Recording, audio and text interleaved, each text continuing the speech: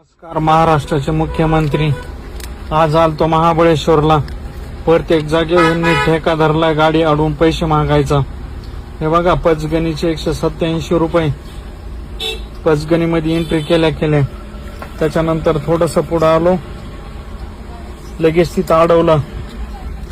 तिथं दुसऱ्या एका गाडीवाल्याची त्यांची वाद चालू त्या पैशामुळेच, तर तिथं आपण काही दिले नाही पैसे. 2 जागेवर अडवलंय आणि हे 3ऱ्या जागेवर महाबळेश्वर म्हणून हे बोलले की इकडे 150 रुपये ह्याचे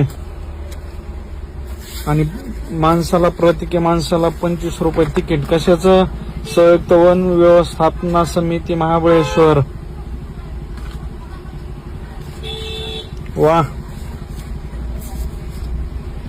आणि हे 5 रुपये प्रत्येकी प्रवासाला. ग्रामपंचायत क्षेत्र महाबळेश्वर. कशासाठी बाबांनो? एवढे आडवी चालू आहे ना, 2-4 किलोमीटर जा, लगेच अडवायचं काम चालू आहे. महाराष्ट्राच्या मुख्यमंत्र्यांनी याच्यात लक्ष घातलं पाहिजे.